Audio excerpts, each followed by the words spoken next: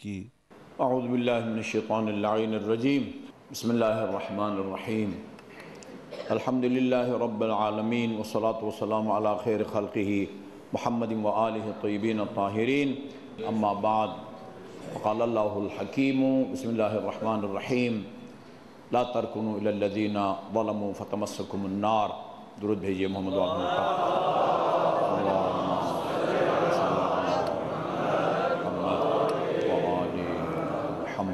محمد اور آل محمد پر درود اور فضیلت کے حوالے سے ایک روایت میں آپ کی خدمت میں بہار الانوار کی جلد نمبر 91 کے حوالے سے پیش کر رہا ہوں، اور وہ یہ کہ ہم اپنے مرحوم کو قبر میں رکھنے کے بعد مٹی ڈالنے سے پہلے اس کو تلقین سناتے ہیں۔ تلقین کا مطلب سمجھانا، تفہیم، اس کو سمجھا رہے ہوتے ہیں اس تمہید کے ساتھ کہ اے فلان بن فلان اسمع افہم، جو باتیں جن سوالات کے جوابات ہم تمہیں بتا رہے ہیں ان کو غور سے سنو اور سمجھو، اور نکیر اور منکر جب تم سے یہ سوالات کریں تو گھبرانے کی ضرورت نہیں ہے، ان سوالات کے جوابات یہ ہیں جو تم نے ان کو دینے ہیں۔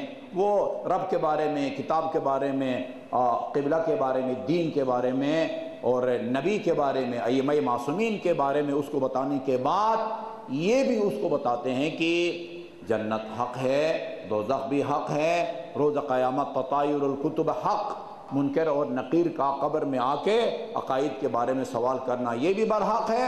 آگے ہے والمیزان حق، میزان یعنی وہ چیز جس سے کسی چیز کا وزن معلوم کیا جائے اس کو میزان کہتے ہیں۔ سربستہ طور پر ہم یہ ایمان رکھتے ہیں کہ روز قیامت انسان کی نیکیوں اور اس کی برائیوں میں موازنہ کیا جائے گا۔ اس کی تفصیل ہم کو معلوم نہیں ہے۔ وہ میزان کس طرح کا ہوگا؟ اس طرح کا ہوگا جس کے ذریعے ہم یہاں پر سونا، چاندی یا قیمتی جواہرات یا ہیروں کا وزن کرتے ہیں۔ اس طرح کا ہوگا جس کے ذریعے ہم وہ چینی، چائے، چاول وغیرہ کو تیل تولتے ہیں یا پھل فروٹ وغیرہ تول کے دیتے ہیں۔ وہاں کس طرح کا ترازو ہوگا، اور یہ کہ زندگی بھر جو آپ نے نیکیاں کی ہیں یا برائیاں کی ہیں وہ کس شکل و صورت میں ہیں، اس کو فرشتے اٹھا کے وہ یہ عمل ہے میں نے انجام دیا ہے گفتگو کی صورت میں، اور آپ نے اپنی سماعت کے ذریعے یہ گفتگو، یہ آواز، یہ تو فضا کا حصہ بن گئی۔ اب یہ کس شکل و صورت میں محفوظ ہے جو روز قیامت میزان عمل میں ترازو کے ایک پلڑے میں رکھا جائے گا؟ یہ تفسیر ہم کو معلوم نہیں ہے۔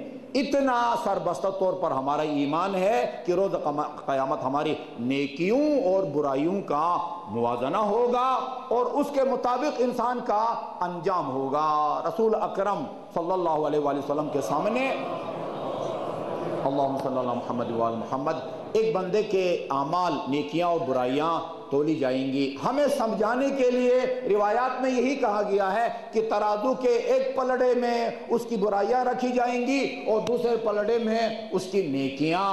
آن حضرت کے سامنے وہ پلڑا بیٹھ جائے گا زمین پر جس میں برائیاں رکھی ہوں گی، اور وہ پلڑا اٹھتا ہوا نظر آئے گا جس میں اس کی نیکیاں ہیں، یعنی نیکیاں زیادہ ہیں اور برائیاں کم۔